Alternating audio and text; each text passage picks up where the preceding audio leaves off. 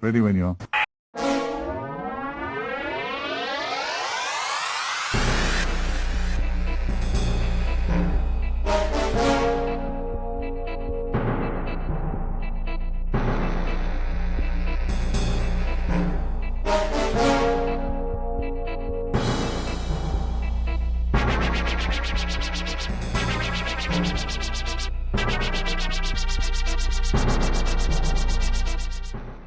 Hello, John. Matt, here we are again. Here we are. And you know what was on the telly last night? Little sci-fi TV show called Doctor Who. Did you watch it? I did, yes. I mean, God, it's really something, isn't it? You notice with these seasons, like this is episode 3 of season 15 or 2 or 85 or whatever the hell it is we're calling it. But like, with only 8 episodes in it, it's like shit. We've actually got through quite a chunk of it already. Are we getting older, or are Doctor Who seasons getting shorter? Both, I think. I'll answer my own question on that one. Excellent. Well, hello, listeners. Hello, viewers. We're back on our wild experiment with podcasting, like how everyone else podcasts in reviewing new episodes as they come out. This is the I'll Explain Later, I'll Explain Now season. And we are here to talk about last night's episode of Doctor Who, which was called The Well. The Well, episode 3, as John said. Do you want to give us the numbers on this, John? Yeah. So this, obviously, it went out last night, which was the 26th, or yesterday, depending on where you picked it up on streamers. Came out the 26th of April 2025. It's called, as you say, The Well. It's a co-penned episode. So the writing credit is Russell T Davies and Sharma Angel Walfall. Sharma Angel Walfall has also got credits for, I think, Dreamland, which is a kind of Margate-based thing, which I didn't watch, but I think had... got decent notices. Yeah, it's Freema Agyeman and Lily Allen. That's it. Yeah. So, co-writing credit. It was directed by Amanda Brocchi, who also directed Lux last week. Mm-hmm. And we didn't really talk about Amanda Brocchi or the direction last week, which is kind of odd given all that had to go into it. Very competently directed, I thought, despite some of my misgivings with it. I thought it looked great. Yeah, it looked brilliant. I thought this similarly was really well put together. From a visual perspective. What's the story? The story, well, the Doctor and Belinda... And we're sorry, we'll give our spoiler warning here, just to say, if you want our extended spoiler policy, you can look at John's rant from last week about whether or not you should be listening to this podcast. But if you haven't watched The Well, we will talk about the ending. Proceed at your own peril. Anyway, sorry, yes. John, carry on. No. So the Doctor is still trying to get Belinda home, and they're trying to leave these kind of homing beacon things around to help triangulate the TARDIS. Yeah, sure, whatever. And they materialize in this aboard a spaceship, and then immediately are kind of cast out of it and land with a kind of military crew on a mining facility that's gone quiet, where they're trying to work out what's gone on. And then they encounter a character played by Rose Ayling-Ellis, whose name I've forgotten. Alice Fenley. Alice Fenley. She's the sole survivor. Everyone else is dead. Half of them have been shot, and half of them have sort of had their necks broken. And it's a disembodied threat. So it emerges that something is behind this Alice Fenley, and people get sort of picked off. I was going to say one by one, but there's basically just a massive scene where dozens of people, certainly 6 or 7 of them, just sort of get totaled. A lot of tension. It's a very, as I say, it's a disembodied threat. So clearly it plays a lot on kind of spooky jump cuts and that kind of stuff, and hints of shadows of things that are behind people, and there's a kind of psychological horror aspect to it as well. Yeah. The big gasp sort of handbrake turn in the middle is that actually this mining facility is on the planet that the Doctor previously visited in the season 4 of the New Who episode Midnight. And so it's a kind of rematch between the Doctor and this spectral being. Whatever the hell it was. So there's a sort of mid-series filler base sort of vibe to this episode. It's a base under siege. It's a base under siege. It's a base under siege kind of mid-season filler, the kind of thing that you've seen a million times before, particularly in New Who, but like there's plenty of it through the run of the show over 60 odd years. And so, it might not be doing anything new in that sense, but is it doing anything fun, interesting, watchable? That's, I suppose, what we're here to discuss. Absolutely. On paper, there's a lot not to like here, in the sense that, obviously, as we've said, it's a kind of mid-season filler episode with a load of military types going to an abandoned space where they've got to figure out what's gone on. There's kind of I forget which of the Alien films involves. I think Aliens or Aliens, the second one. Several of the Alien franchise films now at this point. But like, there's a lot that's sort of well worn, and even the Midnight callback. I think you could easily say, like, I mean, when did Midnight go out? 2008. So we're talking, what, 17 years? So you're calling back to a piece of telly that's 17 years old. I mean, it seems like yesterday to me, but I don't know how much that means to anybody else. And even calling back to Midnight, the disembodied threat that like doesn't do the same thing, to the extent that you wonder whether it's been bolted on at some point in the drafting process. So there's a lot not to like. In theory, on paper, there's a lot not to like. But what did you think of it? Like, how do you feel it coalesced? Do you know what? I think you've teed this up really well. I wondered where you were going for a minute there, because, as I say, I think I wasn't enormously like, oh, this looks must watch from the trailer last week, because, I think it's a very, very familiar setup. And even as far back as the Troughton era, the sort of base under siege approach is not, it's not a mode of storytelling that I, get massively excited about. I have to say, I really enjoyed this. I would say that I thought it was solid, and I don't mean that to sort of damn it with faint praise, because I think it's sort of, if we think, and we talked a bit last week about the different modes in which RTD is sort of operating in this season at the moment, and that all of the things that he's throwing at the screen are as a result of very deliberate choices. And I think we've gone from, Lux last week, which, and I think maybe we were sort of out of step with a lot of the consensus on that episode, in that it went down extremely well. But I think both of us sort of alighted on the fact that, we loved the sheer number of ideas and the brio of what it was chucking at the screen, but we felt like it was trying to do too much. And this is something that is far less ambitious in what it's trying to do. I mean, it's basically a sort of locked room mystery, kind of base under siege sort of territory. There's a bunch of people in a base. There is a threat. It picks them off. But within that, I think it's doing a lot less, and therefore it has more space to cook its elements sort of really well. I thought it was extremely well directed. I thought it was very tense. I'm sure we will have a lot to say about Rose Ayling-Ellis, but I thought at the heart of it had a really knockout performance with her. And I think really, I mean, obviously, as she is a deaf actress playing a deaf character, it in terms of representing that on screen, I thought it did a really elegant job of making it part of the plot, but not the central point of her character, which I thought was a tightrope that we've seen, frankly, that we've seen Doctor Who not always handle so well. The only, I really enjoyed it. I thought it was tense. I thought it was well paced. I thought there were a lot of good scenes. I thought bear in mind that all of those stories have to do is basically shut everyone in a room and really crank up the tension. It delivered all of that really well.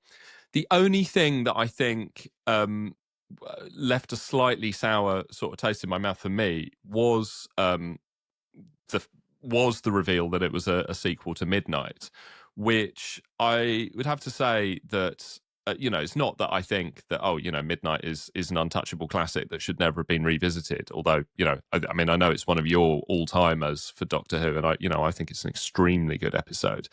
But I think the thing that has always lingered in my mind with Midnight is that it basically has that absolutely dynamite sequence with David Tennant and Leslie Sharp as like a sort of two-hander moment where you got two actors just phenomenally locked in doing something amazingly complicated.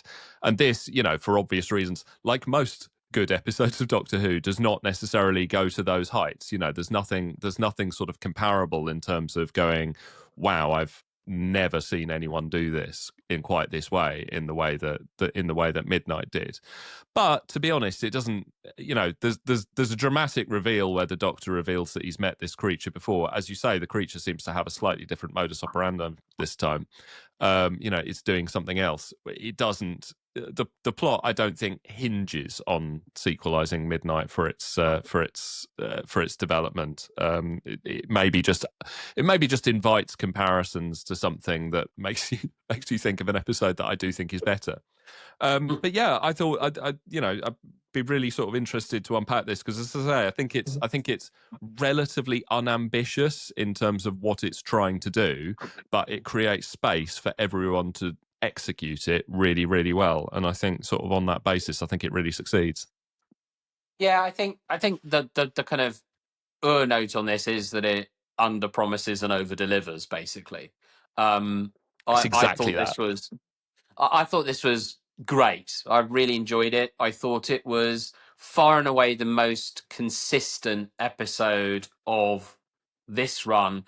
Probably the most consistent episode of the Ncuti Gatwa run overall. I still think that Dot and Bubble, Dot and Bubble pips it to the post in terms of quality, and 85,000 yards, or whatever the hell it's called. 72, is it? 73. 72 for cash. 73, yeah, all right. I still feel that there are kind of heights. Dot and Bubble is the best of the Ncuti Gatwa run. I think 73 yards. Thank you. Just because you're a very metric kind of guy, aren't you? It's like you can't handle these imperial measures. No, I genuinely can't. But I feel that episode is so lumpy, in the sense that it has ridiculous highs in it that really work, and then also ridiculous troughs. We won't discuss that episode, but I think that, Dot and Bubble aside, this is the most consistent episode in terms of just everything sort of lands, and the pace and tone work from beginning to end, and there isn't a sort of shonky, like. I agree that the Midnight stuff is a bit bolted on, but it doesn't throw you out of the episode. It doesn't sort of yank you out of it. If I think about, we talked about Lux last week, and the sort of the meta element, as I said in that, really invited the viewer to critically analyze the episode as you were watching it, which then, if, like me, you felt that there were inconsistencies or just stuff being thrown at the screen that didn't really work, meant you were analyzing that in real time. I don't feel like the Midnight reveal jarred me out to that extent, where I was sort of starting to think about, I was more interested in, oh god, what does that mean? You know, how are they going to react this time? Why is the alien doing new stuff versus what it did before? So I was sort of, the questions that it raised for me were more plot driven and getting me further into the story, rather than sort of taking me out of it and making me analyze it. Yeah. So I just thought that it feels like there's punishingly little to say, because it is really what it is. It's doing what it says on the tin, but the tension, the cutaways, I liked very much, because obviously they're catering, or trying to cater to, quite a broad audience in terms of ages who might be watching this. It's funny, actually, because Russell T Davies was recently on David Tennant's podcast, and he was talking about Queer as Folk, and how when they showed rough cuts of that to Channel 4 executives, the Channel 4 executives were wanting to make a splash, but balked at some of the gay sex scenes. And so the note always came back, make it shorter. And Russell T Davies said, well, all making it shorter did was increase the shock value of seeing it. And I felt like this was really brilliant, because that there's a necessity, given the ages watching, to not linger on the dead bodies, and yet only seeing them in tiny snatches made it weirdly creepier. Oh yeah, it's horrifying. That early sequence where they're sort of exploring the base and you just see like the legs just sticking out from the side somewhere is like it went a lot harder than I sort of remember recent Doctor Who doing. So yeah, no, you're right. I mean, less, very much more in that regard. Totally, yeah, and I just thought that was great. You know, I thought Rose Ayling-Ellis was brilliant in this. She's sort of forgotten about in the final third. She sort of stops being the focus of it. But while she is the focus of it, and dramatically that's fine, because what you're trying to work out is she the big bad or not? Yes. And once she realised she isn't, then it's really just a case of does she survive or not, which is absolutely fine.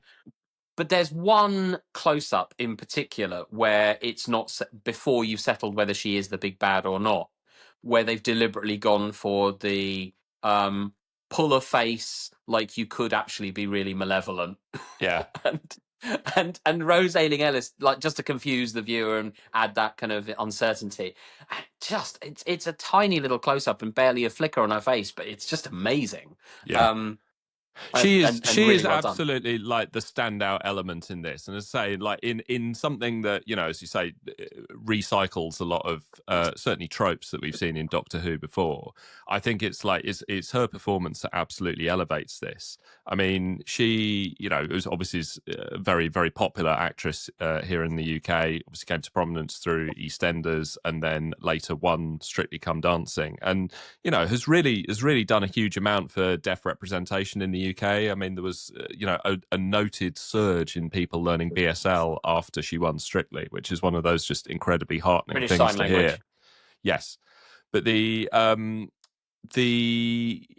like how it plays in here is really good, because it's sort of the character of Alice being deaf gives you enough stuff to play with in the plot. For example, you know, especially, you know, that sequence where the mission commander decides that she has to terminate Cassio, who's sort of gone a bit nuts with all of this, and so, you know, they're using their communicator systems in order to send her messages, and because obviously whenever she turns, the monster turns as well and zaps whoever's standing behind it. So all of that stuff is really well integrated without ever letting her deafness sort of define the character, because what comes across and what she's absolutely brilliant at is just this almost sometimes unbearable pathos that she puts across.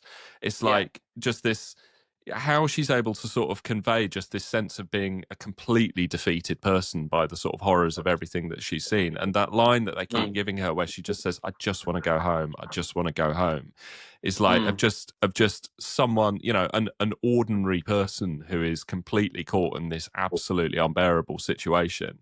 You know, the heart and pathos kind of just pours out of the screen in a way that is like, I can't.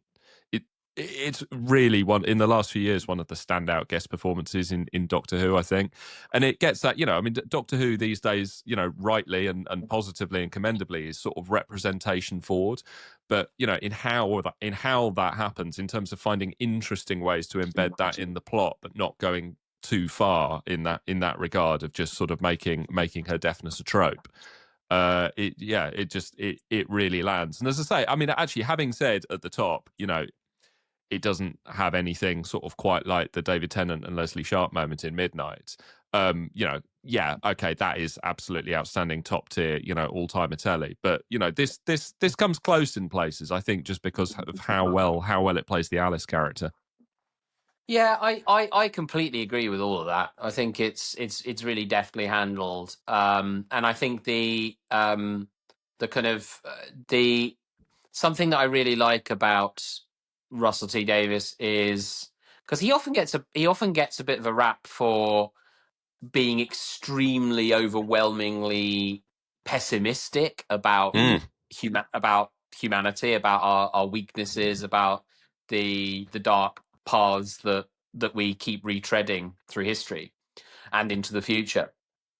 And yet here he has a military which has like embedded tech to deal with someone who's we've come across someone who's deaf, or obviously there's a piece of tech that can just deal with and the that. laws as well. There's that line where she says Yeah. a nurse who can't sign, that's against the law. You know, at some point society has decided, right, you know, this we need structures and systems in place that accommodate and provide accessibility for everyone, which is like, Yes. I'd And love what it, to and what see it that shows happen. Yeah, and what that shows is that by the time of this particular civilization, that's so embedded through tech and through just the basic handbook of how stuff works that nobody thinks about it as inclusion, or it doesn't become a touch point of debate. It just is, which is sort of, which feels to me like a radically optimistic vision of the future embedded in this incredibly nasty story.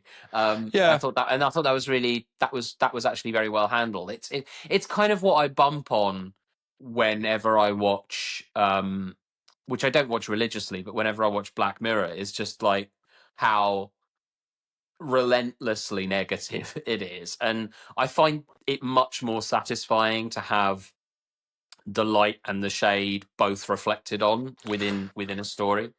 I think it's really interesting that, and it's something that I think has really come to the fore, and you know, the writing Davis has done a lot more in the last few years. That there's a sort of, he oscillates between this sort of, you know, radical optimism and absolutely screaming nihilism. And you know, when he, you know, at the start of the run in the Eccleston era, there was very much a sort of, you know, the optimism side of it was really pushed to the fore in terms of, you know, all the messaging about humanity survives, humanity goes out there, you know, humans are brilliant, all of that kind of thing. And you know, in his first run, you know, that, you know, you only just occasionally the cracks appear through something like Midnight or Turn Left, you know, episodes like that, which is, you know, the far more sort of nihilistic side of him that you see in sort of things like Years and Years, in you know, in other work that he's done, really sort of comes to the fore. And I think with the Disney run, it's really interesting that he's openly embracing both sides of it. And this is a bit of a, you know, it's maybe a bit of a tangent, but I was thinking recently, I've been rewatching a lot of David Lynch's work since he died earlier this year. And I remember Davis posted on Instagram when Lynch died, sort of basically saying that, you know, Lynch's work meant a lot to his to Russell T Davis's late husband, but you know, that he personally maybe wasn't such a fan, even though he admired the work. But I sort of think it's interesting, albeit with very different tones. The thing that I think really comes across at the core of Lynch's work is that, you know, he's able to see this sort of wholeness of humanity, that he is able, you know, that humans are capable of like enormous tenderness and love and beauty, but also destruction and nihilism and anger and, you know, all of the really horrible things. And where, you know, Lynch sort of sees all of this as part of the one and says that, you know, we should choose love, really. That's kind of, I think, the consistent messaging in his work. And I think Davis, like in a very different way, is sort of maybe sort of moving towards the same thing. I mean, it's absolutely, we've definitely had a lot more in the last few years of like humans as the, you know, his nihilistic view of humanity, or his very pessimistic and damning critique of what humans do. I don't know if some of that is the sort of, we've talked a lot, I think when we were reviewing some of the Eccleston episodes a couple of years ago, I think maybe looking at Boomtown, we were talking about where, you know, the early Davis run sits in that sort of early noughties kind of New Labour era optimism, and that maybe, you know, maybe if you are a politically aware person, it's quite hard to keep banging that sort of optimistic drum in the world of, you know, the 2020s.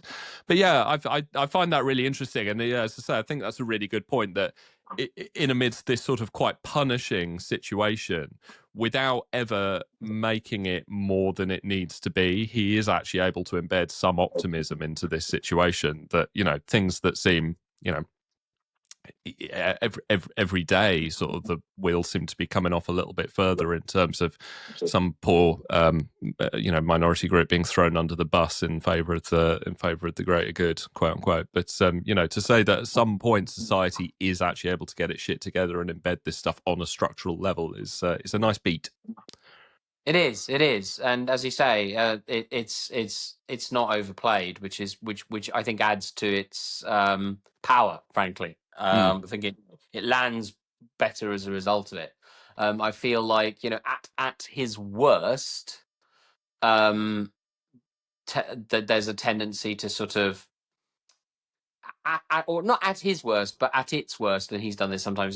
There's a tendency with these things for it to sort of almost become a public service broadcast, public information broadcast, and when it's just embedded like this, I feel like it lands really, really well. So brilliantly done.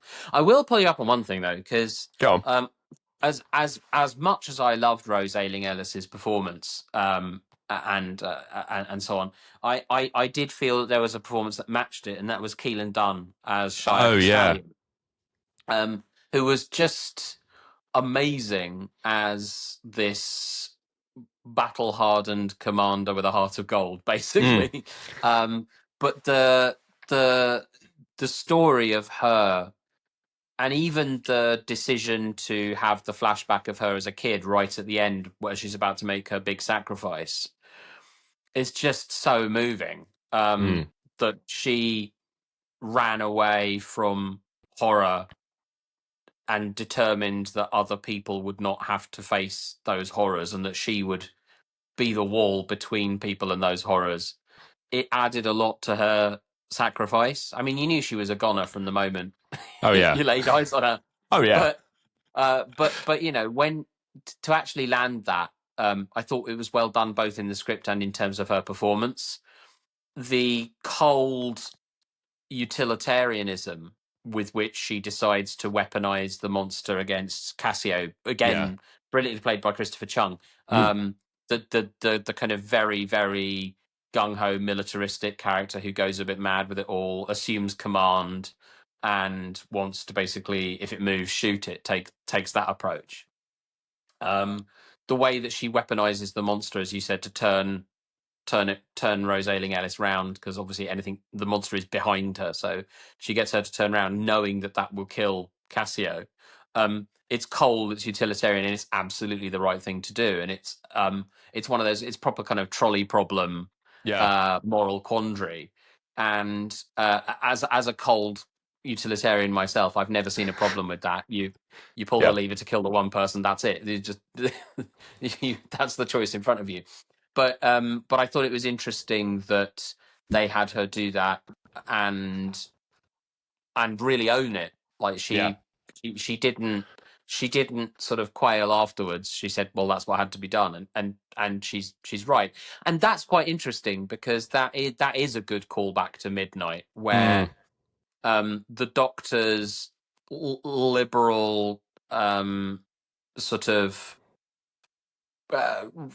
dialectical approach is the wrong one. It's just no. We just get this the fuck out of here.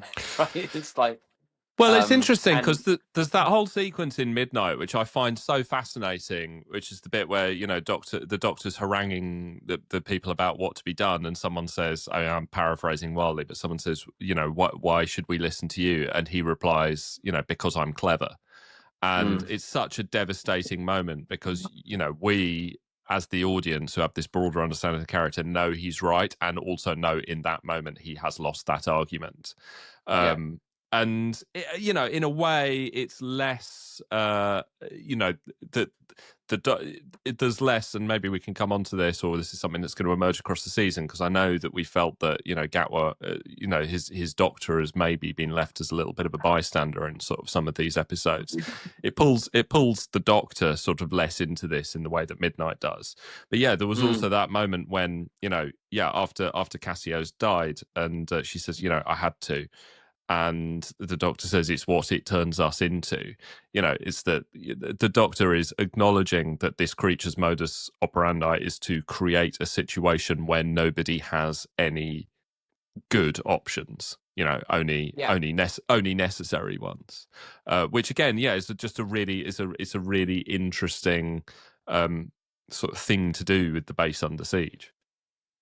I agree. I mean, I do also feel like, before the Midnight reveal, And it's Doctor Who, so it's sort of like there has to be a monster. But I almost feel like there's another version of this story which borrows a little bit from Listen, in that there actually is nothing there. Yeah. Like that they are just becoming paranoid. Like someone sees something behind somebody and they all just go mad. And it would be almost more chilling that there had actually never been a monster or a disembodied threat or anything. It was just these people went mad. Which I was kind of hoping it would go in that direction, but that's too chilling almost, isn't it? But yeah, I think I think a lot of people will have bumped on, and I'm the kind of person who does this occasionally, so I have sympathy for them. That, well, the monster's completely changed its MO since we last saw it.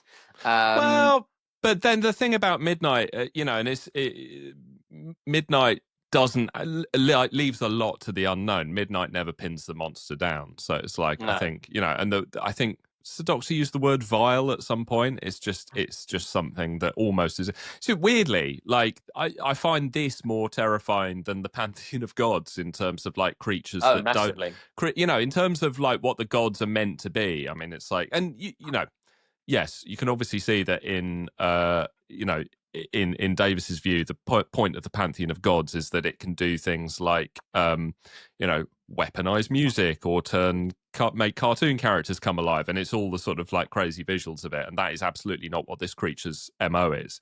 But I also find it interesting that in a version of Doctor Who that has sort of laid out these characters as, the threat being that they don't play normally by the rules, that actually this thing, which absolutely, doesn't have a recognizable MO, clearly only, is very, very powerful and only essentially exists to fuck with people in a very destructive way, sort of actually does that far more terrifyingly. Well, I just to sort of pull you up a little bit on like what you said, because like the gods, the whole point is they do play by the rules. They play by the rules of the game, whatever that game is, and that makes their defeat. I mean, look, the Doctor will always win. I get it, but it signposts the way to the defeat of these gods pretty clearly, and also, as you have pointed out, means that their dispatch is often rather deflatingly simple. Well, that's the thing. I think if we rattle off, because I think I said this to you off mic, but I think if we rattle off the ways in which the gods have been dispatched, it's been a game of catch, it's been a C major chord, and then knocking a small hole in the wall for Lux last week. So it's the idea little that light redecorating. Absolutely, yeah. A little light redecorating. Boom. Very good. Very good. So I agree with you. I think in a way it's quite undermining for the entire season that this is far more chilling than anything that we're expecting from the pantheon. Notwithstanding, I understand where Russell T Davies is coming from in wanting to inject some fantasy and crazy ass visuals into Doctor Who, but this is scarier. Absolutely. Can I just sort of come back to what you were saying about Shea Castellian, the character and her death, and the really sort of like very light touch but clear way in which they define the character. And I would say that I just wanted to sort of push that further a bit and say that I think that really gives us something that we've been sort of sorely lacking in the Gatway era, which is an earned emotional crescendo. Which is, as I say, this is something that we've bumped on a bunch of times, where like the sort of the ending, which is clearly meant to move you, and that is often what Murray Gold is aggressively signposting, is that you should be in floods of tears at this point. This actually does that. It's like and doesn't overplay its moment, but the Doctor is clearly very, very upset to see her disappear into the well, even if that's the only way we know that it's going to play out. And as soon as she takes on the creature, that that's where it's going to go. But it does land that as I say, an earned emotional crescendo. You sort of feel it because everything has been breadcrumbed, to lead you there. Including, I was saying, look, we've snarked on Murray Gold's music a lot so far in this season of I'll Explain Now.